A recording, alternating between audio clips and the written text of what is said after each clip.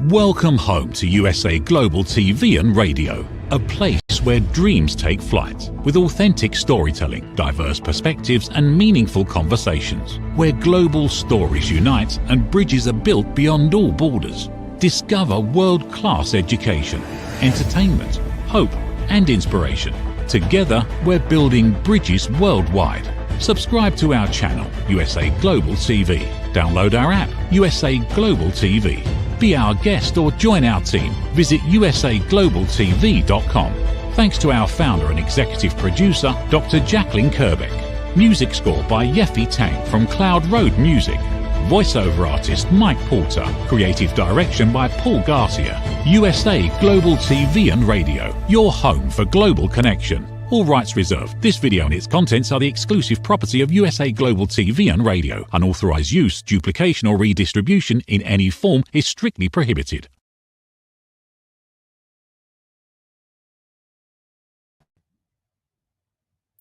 Good morning, good afternoon, good evening, and welcome home to USA Global TV and Radio, where today's show, Authentic Achievements, is going to be about leading with power and grace in business. And often when we think about things like power and grace, we assume that they can't both be the same. And as we know, life often throws us a plot twist. You know, we think we're going to do one thing and then something else happens. That actually is why we've got today a special guest with us. It's my absolute honor to be able to introduce our guest, who's going to come and share their journey with us on how you really do encompass both of them. Very often we seem to think that it's an either or. But today I'm going to be joined by Lady Jen du Plessis. She's a dynamic leader renowned for transforming powerhouse businesses into companies that run smoothly without the need for daily intervention by its leader. Lady Jen du Plessis, DC, Dame Commander, is known as the team building and scaling architect, who boasts over 40 years in finance with over 400 million in revenue generated. She knows exactly how to build wealth through strategic team scaling, sustainable systems and high impact leadership, and has helped over 8,000 entrepreneurs leap from practitioners to thriving entrepreneurs to achieve their pinnacle in business. She's a celebrated numerous Amazon #1 bestselling author, podcaster and TV host who delivers real transformation, not just fast profits, so her clients achieve both business success and personal fulfillment. And she cherishes her life in the countryside, enjoying local wineries, ballroom dancing, and quality time with family. Please join me in welcoming to the studio Lady Jen du Plessis. Lady Jen, welcome. Hi, I'm so excited to be here today. I really am. I'm so excited. You and I had so much fun talking, and I love you already. Oh, bless you.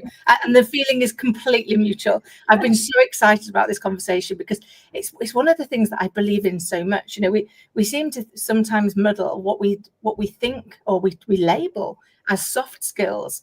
But actually, one of the things that I always think is, if there really are soft skills, why do people find them so hard? So things like you seem to think is a soft skill, and power is more of a hard skill, something that we learn. And yet the reality is both coincide beautifully together if you're willing to lean into them. Yeah. But you bring your story to life for us. Of course. You know, well, I started off as being one of 36 first cousins. Wow. I'm still one of 36 first cousins. Yeah. Big family. And all of us had a nickname. And mine happened to be Jenny, who ain't got a penny.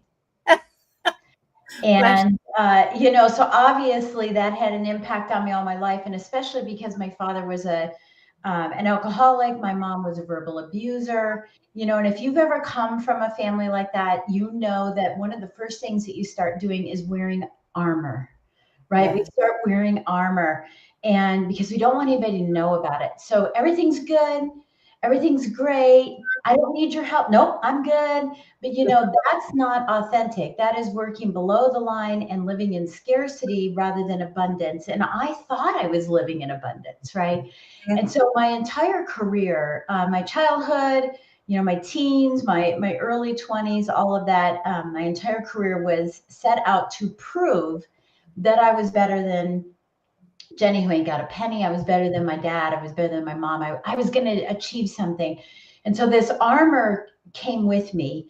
And especially through financial services, being one of the token women in financial services way back in the early 80s, I started, this shell was bigger and bigger, and I was an only child. So I didn't have anyone to talk to. So I reclused back into me. And people kept saying to me, you're so stoic. You're so presidential. And I thought, oh, that's very masculine. Right? It is. And I led with facts, ma'am. No emotion, none of that. But I started realizing that success wasn't going to happen through that. And even though the gurus were all telling me, be that way, I knew that there was something else I wanted to share. So I'll leave it at that. I don't want to go on too far, and I'll tell you how I made that transformation a little later, but you may have another question there for me. I love that. Yeah, having been in financial services myself back at similar times, it was there was almost a drive to try and look and fit in and be an expected way, wasn't there? I remember being told quite early on that I didn't have the vocabulary or the gravitas to achieve my potential, and so I had to go and learn a whole new set of words and things until I realized that the people I was leading had no idea what I was talking about anymore. So yes, it might have been made me fit in it with the leaders, but it didn't help me drive the teams or the success. And so making that, how did you start to make that transformation? Because that takes courage, doesn't it, to step out of what you're being told is the norm. And of course there were naysayers, right? Like, who does she think she is? Look at her trying to be better than everybody. And it wasn't that. I was just trying to elevate myself, And it's funny because even in that financial world, I never wear pants. Even now, you won't find me in a pair of pants. I don't own jeans. I've just always been a girly girl, dressy and sparkly and all that stuff. And so, there was a disconnect in the way that I was approaching things. And and I see very masculine women on stage, and it drives me crazy because they're trying to be like men. And I'm saying, hey, let's be ourselves. So for me, it was one night we were at dinner, supposedly with my husband. And, I started walking. I said, oh, my client, my client needs me, because that's what we do as entrepreneurs, right? We drop everything for our clients, and went outside, and I started walking what I call the concrete balance beam, which is the curb. Right? I'm walking and talking and walking and talking, doing little pirouettes as I'm walking and talking, right? And I'm not serving anybody. I'm not serving myself. I'm not taking care of my client. I was so anxious because I knew my husband would say, again, you said it was going to be 5 minutes, and here it is 45 minutes later. I was even opening the door to the restaurant, telling people how great it was. And that was the moment I said, I'm done proving, and I'm going to start living. And that was when I created a mantra in my business. I used to be all about mechanics, and I didn't know this, but that's the masculine, the strategy, the mechanics, the sword, if you will, right? It's the sword, because we're out there and we're getting things done, right? We're attacking. And, I said, I want to do something different. So I started thinking about what I was going to do, and I wanted to elevate me. And it meant that I had to start promoting myself, meaning there's promotion when you go someplace, but then promoting me, is making that elevation. And I started realizing that mindset plus mechanics equals momentum. That's where the momentum was going to happen in my business and in my life, when I realized that I needed to go from being all about IQ to EQ, right? To having the emotional quotient, and to carry a scepter and not a sword. Because the scepter brings in the feminine side. It's the sovereignty. It's the leadership. It's calming down and not attacking, but thinking. And that's really where that started. And that's when I developed the program that I now share with other business leaders on how to merge both of these together, have the sword and the scepter at the same time. Oh, I love that, because I think it is. It's about having it in balance, isn't it? If you've just got the sword, it will get you so far for so long.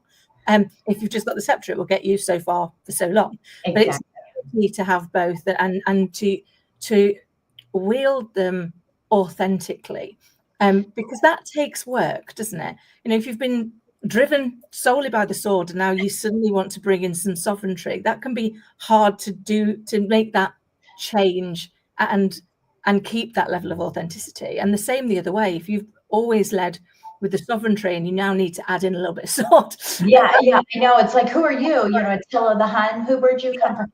I mean, for me, it was, again, having this armor, I was speaking at a women's event, and it was the first time I was going to share my story about my parents. And I thought, oh, they're going to all get, will they work with me again? Will they like me? Have I been living a lie? All those things. And I was so scared. And I had, well, not because I was speaking, but because I was speaking about this topic. And I got there, and they had a what is that box that sits in front of you? I'm having a brain fade on that right now. The lectern. Yeah, they had a podium there, and I don't use podiums at all. But I was like, keep it there, because as I was, taking off this armor, it was still a protection, right, for me. But I wasn't able to take my armor off, but I poked holes in it, right? And like, I'll just share a little bit. I won't share everything. And at the end of the speech, so many people came up to me and said, crying, that was my story, or I never knew that side of you. And I went, ooh, this is kind of cool. Maybe if I, and because I was poking and the light shined through and it attracted them. And now I was a real person. I wasn't pretending and, shielding all of this stuff. And I thought, well, that's the feminine side of me, right? So maybe I could poke more holes. Wasn't ready to take it off, right? But I poked more holes. It took me a long time. Now it's off, right? But there's, I poked those holes and thought, that's authenticity, is when we can be real with people about what's actually happening in our world, in our lives, and and all of those pieces. I mean, for example, for anybody who's watching, you can see that my shoulder looks a little different because I broke my arm 3 weeks ago. Wow. And I'm sitting here with a broken arm. I don't have my sling on. I'm just kind of sitting here with it, just hanging. But it's sharing that kind of thing and saying, look, yeah, I yielded a sword, but right now I'm in sovereignty because I can't yield that sword right now. I have to take a more feminine approach to everything that I'm doing. Everything's slower. Everything's calculated. Everything's really focused in what I'm doing right now, So, yeah, I just think that's part of what men, women, it doesn't matter. We need to be both sides. Oh, I agree. And I think, it's hard, isn't it, to take that step, to poke those holes into a mask you've hidden behind. For the safety that it provides you, and being the one that is going to take away your own armor is hard. I love that analogy of poking a few holes in to get started, because it's uncomfortable, isn't it, when that's been the thing that you're like, I paint this mask on and I can leave the house and I can be whoever I'm supposed to be the one to take that down. Takes that ability to ignore the inner voice, because the inner voice comes and tells us, no, don't do it, you're safe behind it. Yeah. I often, when I've chat to clients, things, they often go, well, it's all right for you because you're brave. And it's like, well, no, we all still have fear. It's not like you don't have the fear, it's that you choose to be louder than the fear in your head, isn't it? It's like, well, that could happen, but actually it also might not. Yeah, well, it's about the imposter syndrome, right? A lot of people talk about imposter syndrome. And I remember thinking, well, I'm not an imposter. I don't have imposter syndrome. I know who I am, but I totally had imposter syndrome. I was an imposter. And I think a lot of us, if you're going through, so listen in on this, because if you're going through that feeling of imposter syndrome, it might be that you're just not, look, a lot of us who are entrepreneurs, we're in our second career. We have a lot of expertise. We have a lot of experience. We have a lot to give. But when we get plopped into the entrepreneur world, it's different. We don't know what a funnel is. We don't know what affiliate words are. Remember all these new acronyms I had to learn, right? And you feel that imposter syndrome, right? But when you can step into and let the pride come down, right? Because that's part of the scarcity piece. Let that pride come down and say, you know what? I know a lot about what I'm the expert in, but I don't know a lot about funnels. Can you help me? That's when authenticity comes in, and people do want to help. So don't allow yourself to be in a silo of, well, I got this. I'll just work my weaknesses instead of my strengths and let my business suffer. And let myself and my pride suffer. It's like, let it out. Just let it out and say, look, I don't know. So sometimes it's about showing, taking off the armor to show your brilliance, but it's also about taking off the armor to say, hey, I don't really know how to do this, but in order to get better at it, I need someone to teach me. Yeah, I love that, because I think it is, very often, I remember the first I became an entrepreneur, and you've got this idea and you've got the strengths and you know what you're good at. And then all of a sudden you turn around and you go, oh my goodness, so I'm HR, I'm IT, I'm marketing, I mean, all of these things as well as what it is I'm going to do. And I don't know all of those things. I know some of them. And for a lot of the entrepreneurs that I've worked with as well, it's that stepping into owning your expertise, but then engaging the experts on the other things, and growing therefore together, isn't it? Being able to go, do you know what? I don't know this, but I know that. So if I help you with this, can you help me with that? And together we both grow, we both learn, we both evolve and do something else. Oh yeah. Well, and I struggled for, it was like, 25 years. I didn't want to tell anybody about it. So I was just in the hustle. Right. And one of the master classes I teach is on how to go from hustle to harmony, right? Yeah. Harmony, where you have both harmony and income. And, I just I'm staying in the hustle because, I'll just work longer hours, harder hours. I'll bear down, work till midnight, work till 1 a.m.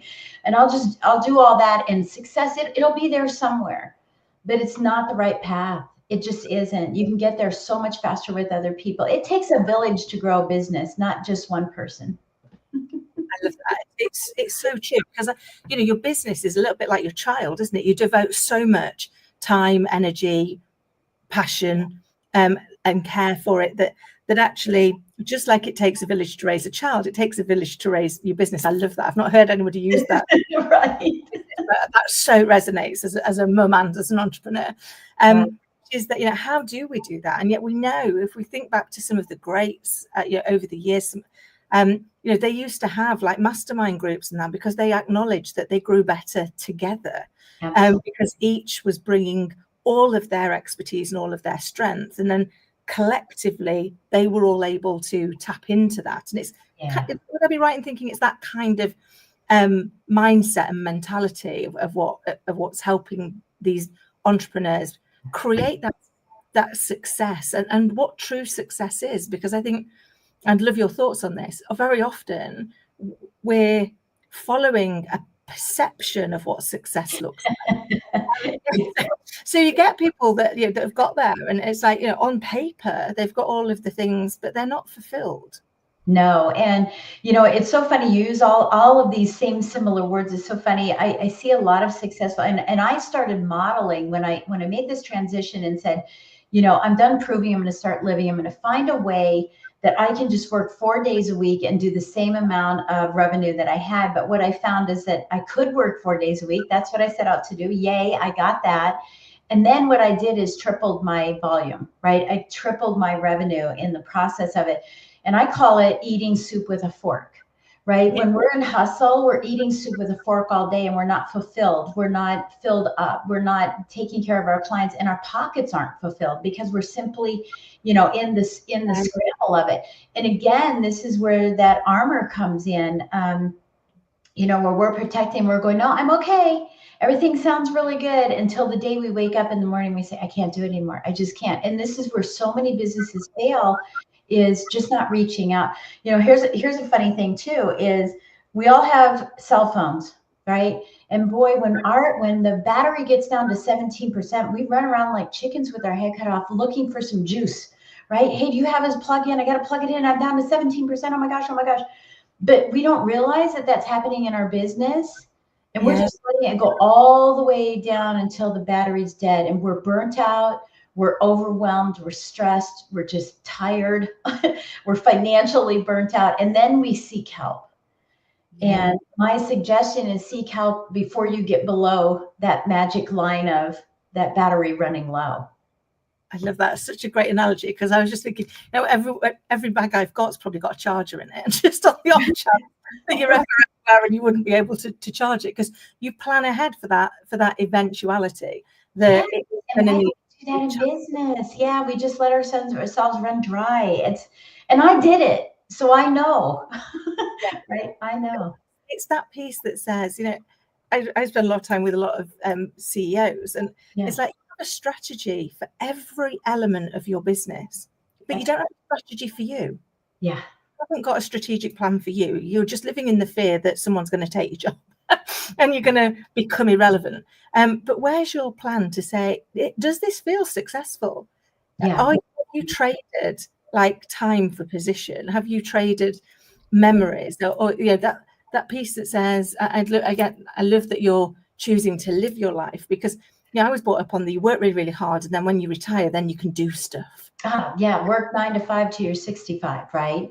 Yeah. I mean, there's so much packed in there, what you say, Kim. It's amazing. Because I remember standing outside that restaurant and looking in the window of the restaurant, and there they were, my family. They were laughing and doing little spitballs and creating all these beautiful memories. And I was never in them. In fact, there's still a vacation, a holiday that my husband and I and my kids, we went on, and I still don't remember that one. I swear, I keep saying to my daughter, "You're teasing me. We never went on that vacation." She's like, "Mom, that's because you were up in the hotel room on your computer the whole time." And I was looking out that window and seeing them play on the beach, and I wasn't in that. And I said, no more for me. That wasn't going to be the case anymore. And, when you talk about success, I have another mantra in my business: stop working in and on your business and start living above and beyond it. And for everyone, the beyond, that's your success. It might be money, it might be sleeping in, it might be traveling, it might be starting another business, but you have to be really, really clear on what your success looks like, what you want success to be, so that you're ready to hop out of bed every single day, being pulled because of the inspiration you have to yield the sword and deliver and govern exactly what you want in your life, not what someone else defines it as, but what you want. And we definitely don't want the push out of bed, because that's motivation. Inspiration is the pull. Nothing will stop you. But you got to be really clear on what you want so that nothing will stop you. I love that. And it's so true, isn't it? When we do things that we love, it doesn't feel like work, does it? It just doesn't feel like working. And actually, we're just inspired and we want to do more of it. And I think it's also really important, that you shared, that actually it's got to be what success looks like for you. Yeah. Because what success looks like for me may be very, very different to what success looks like, to other people. And that's okay. Yeah. But it was a big step for me to realize I could define my own version of success, and that one would be more fulfilling. And two, it didn't matter if it was different to anybody else's. That's theirs. That's their journey. That's how they want to spend the time that we've been given. And we get to define how we want to. And it was really quite liberating when I took that back. You realize, that you are the author of your own story. So if you don't like where it's going, take back the pen, start again. Well, let's talk about the pen for a second, because I'm giggling about this as you're saying this. Again, I'm just going to say, as a woman in a man's world in financial services, the definition of success for me way back then was climbing the corporate ladder and getting a title. Right? It was the title. It wasn't even the money. It was like, once I had the title, the executive vice president of national sales, right? Then I would have arrived. But let's talk about the pen. One of the things that was so funny is that Mont Blanc pens way back then,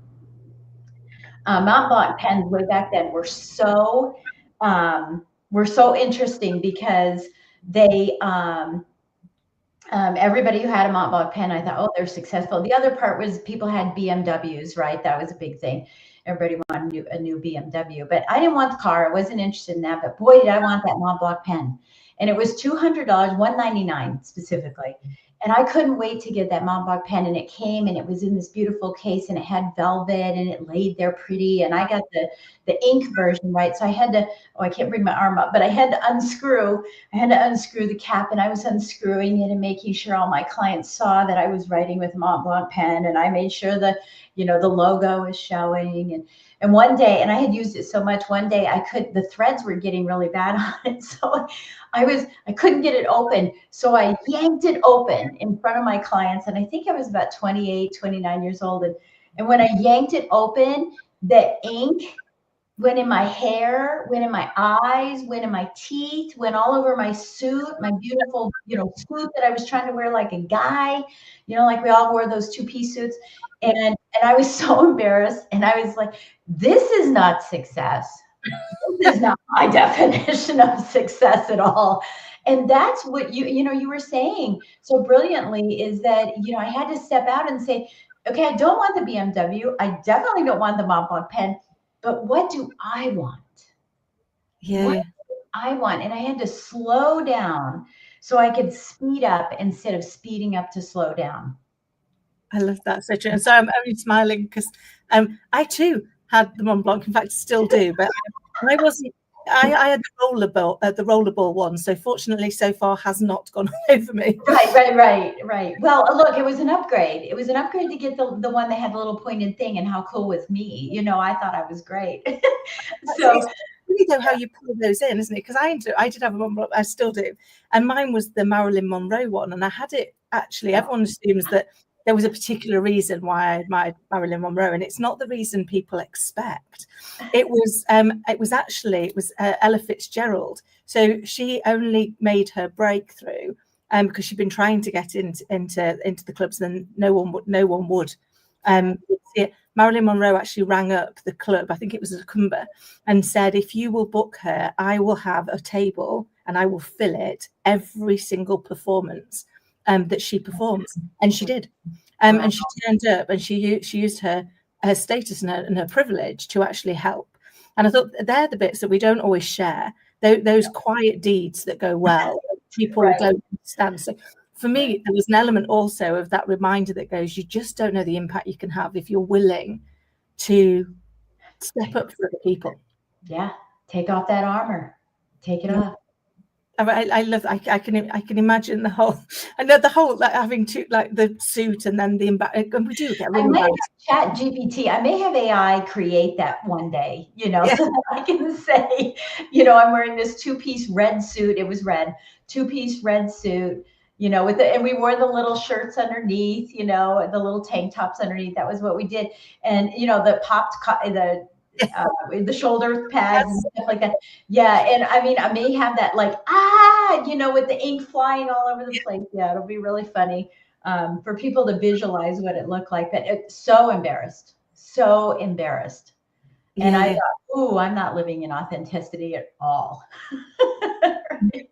It's hard, isn't it, when you get to that spot, when you get to that piece that's like, actually, I need to step in and be authentically me for this to work. And I also loved when you shared that, when you first start to share a little bit more about you, a little bit more about the life and the experience that you've had, it actually it brings people towards you. I remember doing it's a 6-minute video, and I did it to help a friend. So a friend of mine, brilliant at taking your entire life story and turning it into what we're talking 7 years ago, a tweet storm. So 60 tweets, and that's it, whole life story.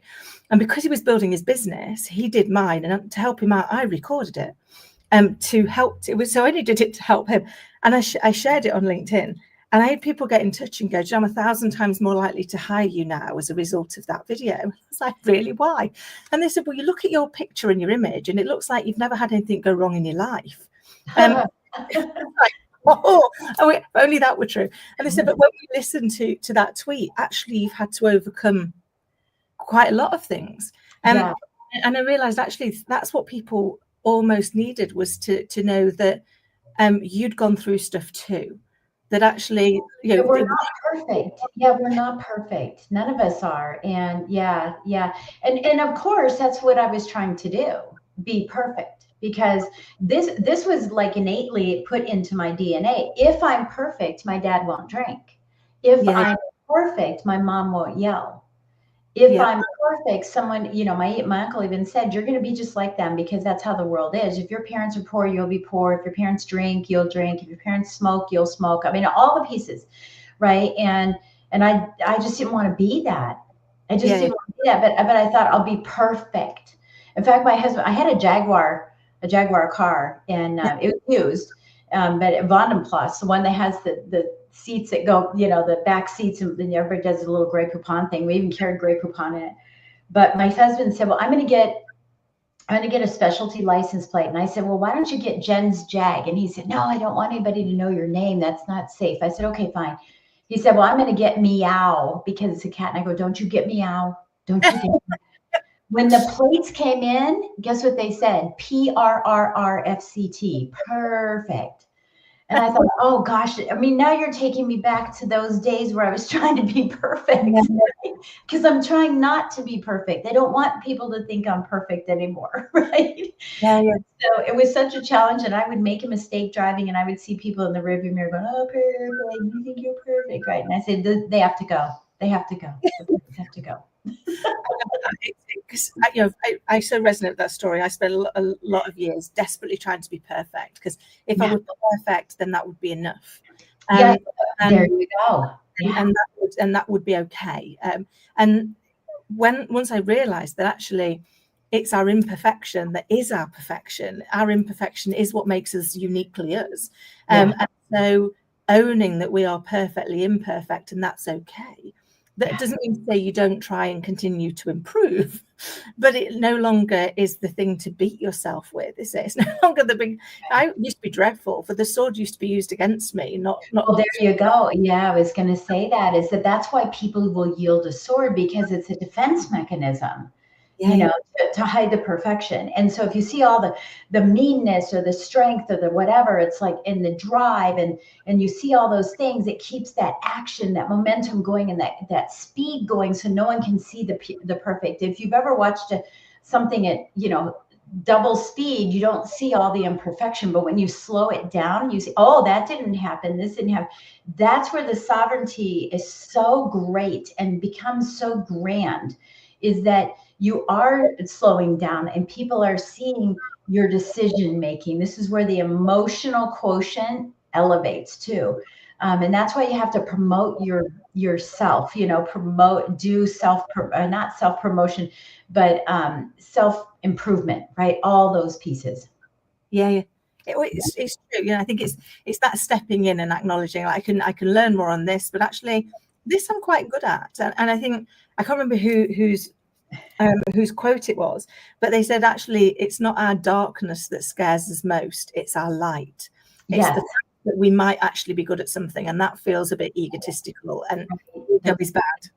Poking holes. Yeah, absolutely. And that's why, I'm Christian, so that's why Jesus says, stay in the light. It's I'm the light and the way, because that darkness is evil, right? And it hurts us personally. It's not the darkness is shielding us from anybody else. It's shielding us from, the things we're not willing to share, and I love it.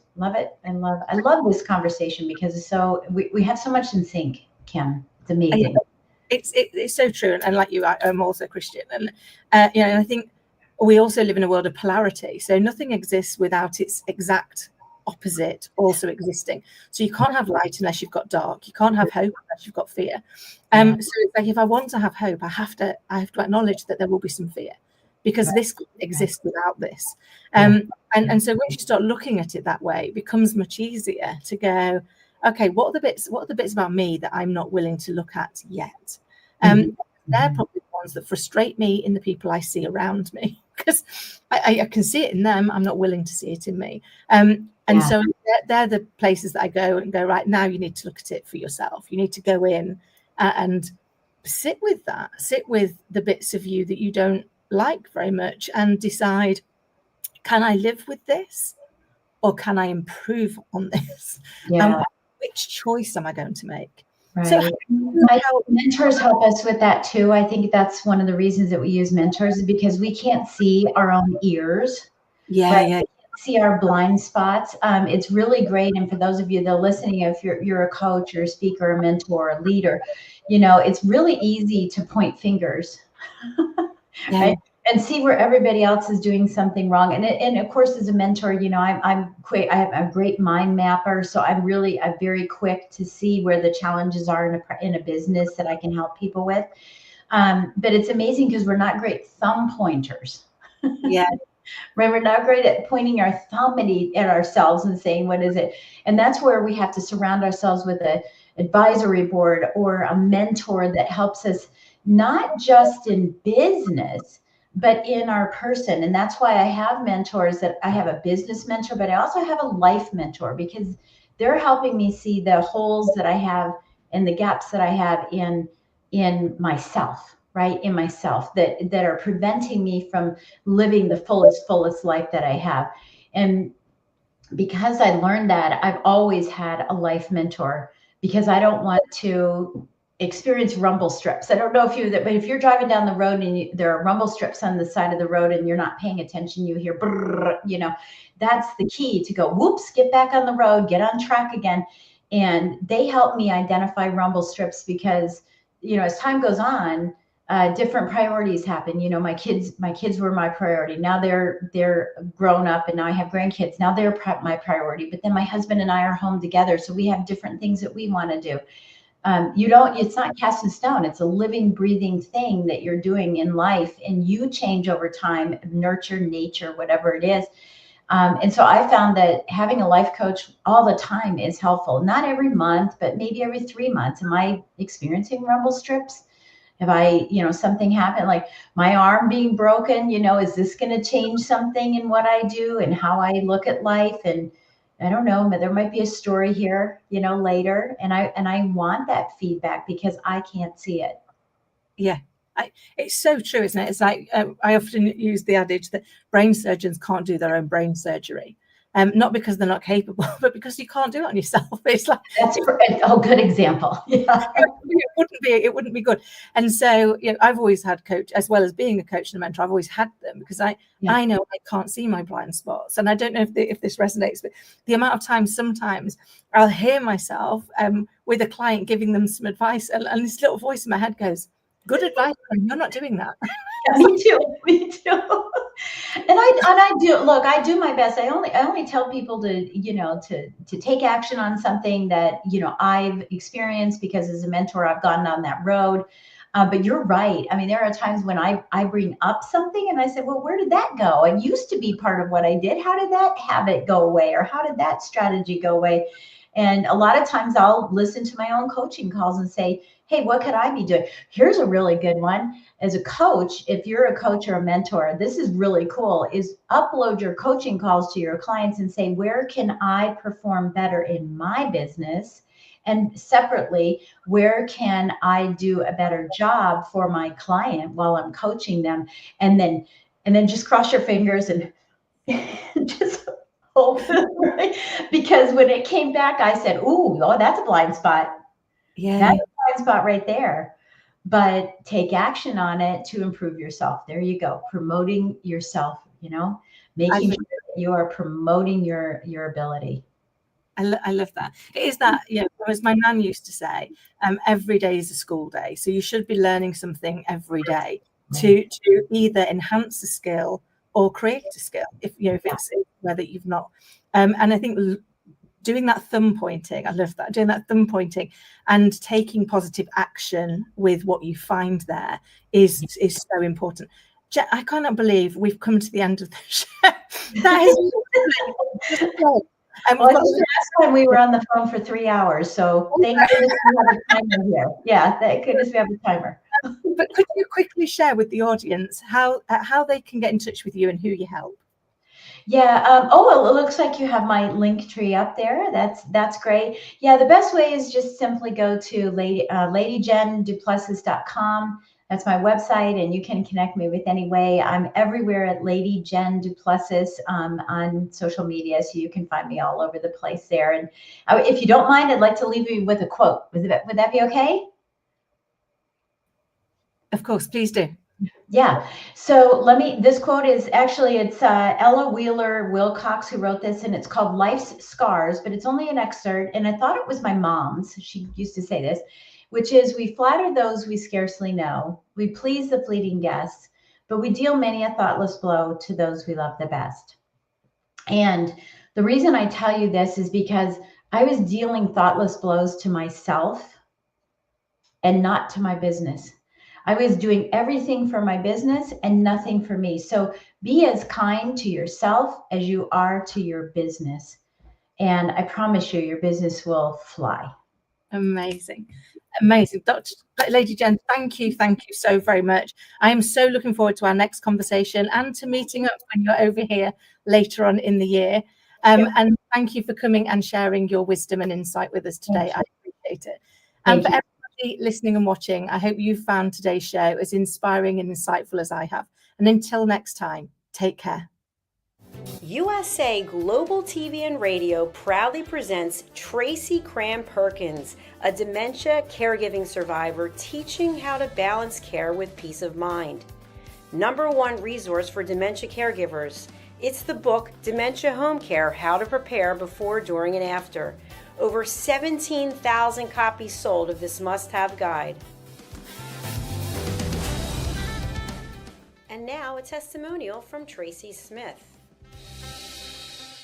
If I was to describe this book to someone who is going through a similar situation, I would underscore how important it is to have some sort of a tool or a guidebook to help you through certain stages. And there's so many, it's such an unknown topic to the average person. And to have this as a reference is essential. It's going to help you get through it personally, as well as help your loved one manage. To learn more, go to TracyCram-Perkins.com. Tracy Cram-Perkins is an award-winning author. She's also the host of Dementia Home Care television show.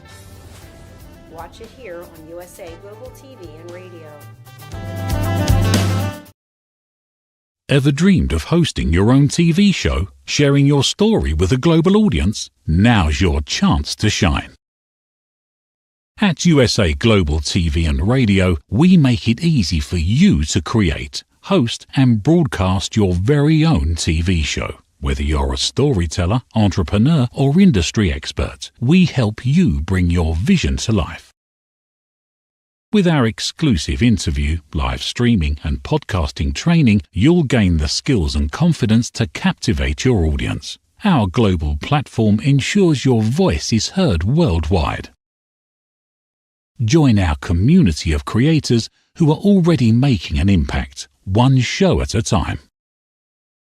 Step into the spotlight. Host your own TV show on USA Global TV and Radio. Book your discovery call today at usaglobaltv.com. Copyright 2025 USA Global TV and Radio. All rights reserved. Terms and conditions apply. To learn more, visit usaglobaltv.com. Get ready to wear the brand that's changing the world of media. Introducing the official USA Global TV and Radio online store. From our TV show hosts to our incredible global guests, you asked, we delivered. Rep your appearance with pride. Whether you've been on air, hosted a show, or tuned in, we have something just for you. Visit us at usaglobaltvradioshoп.myspreadshop.com and start shopping today. Check back frequently. We're dropping fresh new designs all the time. Showcase your role in our global community. These designs celebrate your voice, your story, your presence. It's more than just merchandise. It's a movement of hope, inspiration, education, and elevated listening. Head to usaglobaltvradioshoп.myspreadshop.com. Your spotlight awaits. USA Global TV and Radio. Elevate your style. Elevate the world. Thank you, viewers and listeners of USA Global TV and Radio, for joining us today. We're honoured to have your time and attention as part of our global community. At USA Global TV and Radio, we believe in the power of authentic conversations, meaningful connections, and creating a world of possibilities together. Want to be part of something bigger? Join our team of elevated listeners at usaglobaltv.com, a space where your voice matters and your ability to listen transforms relationships. Stay connected with us across all our platforms for thought-provoking discussions, expert insights, and empowering stories. Subscribe to our channels at youtube.com/c/USA-Global-TV. Follow us on social media and explore the endless opportunities we're creating for growth, learning, and inspiration. Together, we're not just broadcasting, we're building bridges and changing lives one conversation at a time. For inquiries, contact us at info@usaglobaltv.com. Music by Johnny Dyes. Produced by Executive Producer and Director Dr. Jacqueline Kerbeck. Voiceover by Mike Porter. Creative Direction by Paul Garcia. All rights reserved. Copyright 2025. Visit usaglobaltv.com to view our full terms and conditions.